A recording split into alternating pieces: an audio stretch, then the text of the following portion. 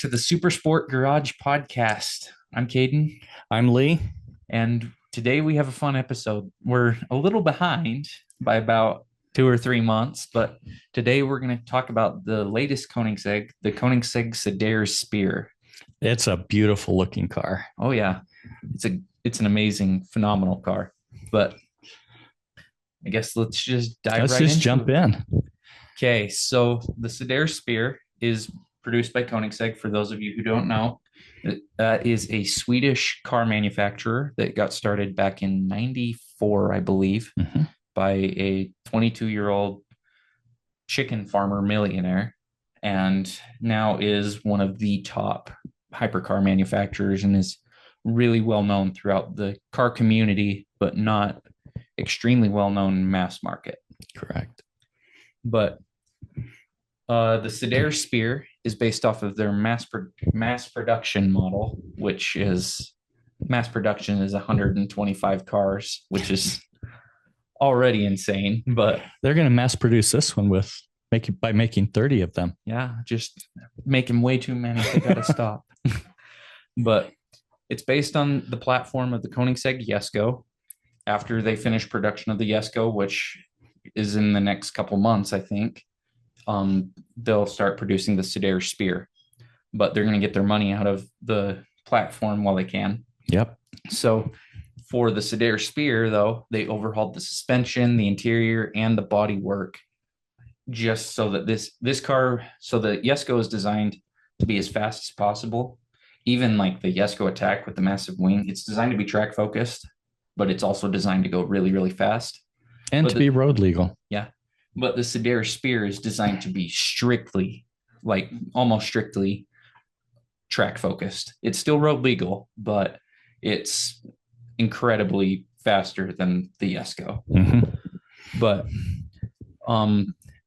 total, it's 184 inches long, or just under 4,700 millimeters. That's 15.4 feet for our American listeners.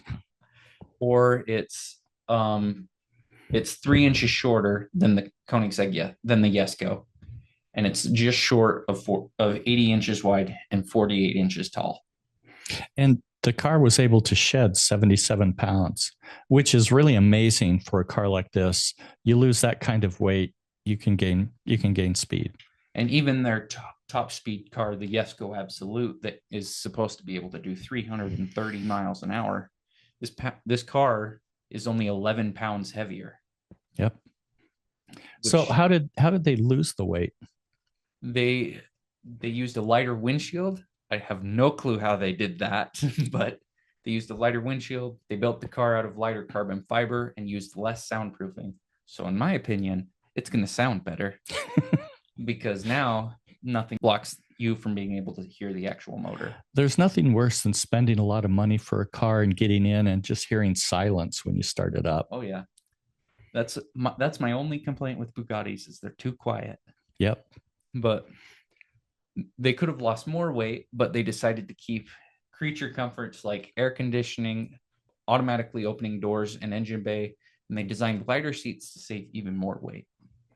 Yep. It weighs in at 3,130 pounds. The Jesko Attack weighed in at 3,130 pounds, and the Spear weighs in at 3,075 pounds. It has a two and a three-quarter inch ground clearance, with the front lift up to about 4 3/4 inches, or 120 millimeters. So in other words, don't take this on a bumpy road.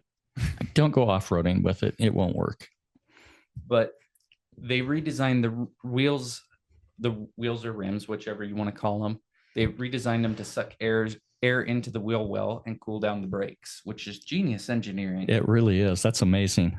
Yeah, and it has wider tires than the Jesko Attack, so that they also made the rims smaller to give it a taller sidewall to be able to allow it to go faster around corners. Hence the reason the Jesko Attack's already a track-focused car, but the Sadair Spear is it on steroids. Yeah. It's like comparing a Porsche GT3 to a GT3 RS. This is the GT3 RS. Yeah. The engine, it uses the same 5-liter turbo V8 that the Attack and the Absolute use, although it was given a tune to give it a whopping 25% more horsepower, 1,625 horsepower. And this is made possible by a little vent on the hood above the Koenigsegg crest that forces air into the ventilation system. Yeah. That's another genius move. Yeah. The thing with Koenigsegg is they're amazing at engineering stuff. So even little subtle things they'll do just to gain that extra 25 horsepower. Like, yeah, it doesn't sound like much, but when you have like their lighter windshield, like that's not something that if you did on its own, it's not a huge deal. But when you include all of these additional things that you're working to make lighter, it all adds up. But they upgraded the carbon ceramic brakes because of their multi-layer construction and have new brake pads. And the brake pads also weigh 14 ounces or 400 grams less than the Jesko Attack's brake pads. It's a lot of weight savings there too. Yeah. And they put a larger wing on the back to produce more downforce. But it has less drag because they extended the body. The wing is larger, but is 4 pounds lighter. And it's an active aero wing, which is always better for going around tracks. Just if you've ever seen like the Zenvo TRS with its wing, that is about as close as you're going to get to a full active aero where the wing tilts on an axis to be able to go even faster around corners. Correct. But it's like we've said, these little subtle differences that may not seem crazy to the average goer, it's these subtle things that make these cars so incredibly fast. Mm-hmm. They put better canards on the front of the car to spin the air into the intakes on the side. And because of how effective this was, they decided to add a decorative aero piece near the intake. And they added another vent in the middle of the rear deck lid to bring air down to the transmission to cool the transmission off. Yeah. Because when you're going fast, you're producing a lot of heat. Oh, yeah. And they've taken that into account. Yeah. So now I know people are wondering about the performance. It has an estimated 0 to 60 time of 2.6 seconds, and it has a better power to weight ratio than the Koenigsegg 1-to-1.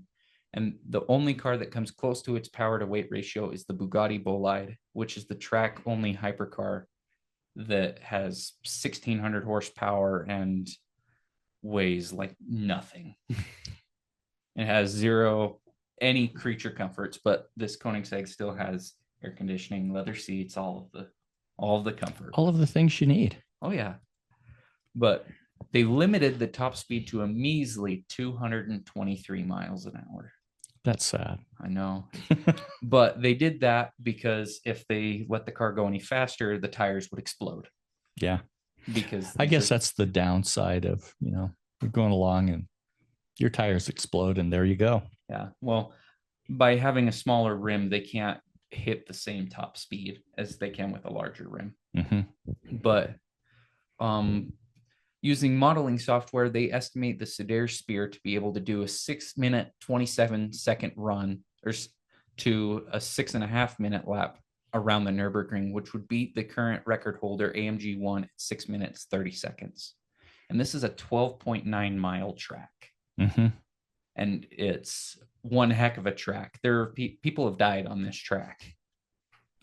Well, at 223 miles, you hit 224 and it explodes. There you go. The interior is actually very interesting as well. The seats come with a 6-point racing harness, but they're also designed to use a regular seat belt as well. They designed the leather part of the headrest, the part that your head bangs on, to come off so that it doesn't get in the way of your helmet if you're using it for racing. And it's just subtle things like that. Like you'd never think about the inch or two behind your head until you have a helmet on and they go, oh, let's just take that off. Yeah. But as Lee mentioned, there will only be 30 of them produced. All of them will be road legal. And here's some more random, amazing engineering that they have done.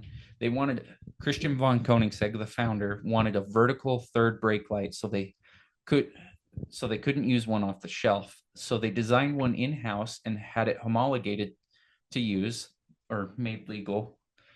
It took 5 people working 6 months straight just to make that third brake light. That's amazing. Hundreds of thousands of dollars, maybe millions of dollars to make a light. Yeah. That's crazy. That shows quality. Oh, yeah. It shows that they stand behind what they do. Yeah. And this car also celebrates 10 years since the Koenigsegg 1-1 was released, which is already a crazy car because it had 1,360 horsepower and weighed 1,360 kilograms, which is why it had the name 1-1. Mm-hmm. But the Jesko was named after Christian von Koenigsegg's father. So to celebrate the end of the Jesko production, they named it the Sadair Spear, which was the last horse that Jesko rode in a race in 1976. And they've taken some of the color from his horse. The Sadair Spear was brown, and while the white and green accents come from the Jesko's jockey uniform, it takes around 1,200 hours to paint the car. Yeah, just to paint this prototype was 1,200 hours worth of paint work. And to keep the single windshield wiper blade, they designed a new collapsible windshield wiper blade that can extend to reach far out points and shrink into closer areas to cover the whole windshield. They're currently patenting this design. The wiper will also go on all the Jeskos going to the US. And to me, that's amazing. You know, they came up with a third tail light that they had to design, and they designed a new windshield wiper. Yeah, and not only that, it's one that extends to be able to reach the far out corners, shrinks to get the tight spots, and then it's like a water pivot for a farm that swings in. Like, it's all of these subtle things that Koenigsegg engineers for no reason really, but it just blows everybody else out of the water. Like, I love Bugatti. I will die on the hill that Bugatti is the greatest brand in the world. But even Bugatti doesn't do stuff like that. Yeah. The price starts at 5.2 million US dollars or 3.8 million euros. So it's just pennies. I don't know how much that is in pesos. And even then, I still couldn't afford it. And so far, it's set 2 records. It set a record at the Gotland Ring in Sweden. And it set the new record of 2 minutes, 55 seconds at 0.88, or 2 minutes, 55.88. And Koenigsegg thinks they will be able to beat that time with it. That will be amazing. Yeah. And it set a new speed record at the Goodwood Festival of Speed of 47.14 seconds. Yeah, this is a car to watch.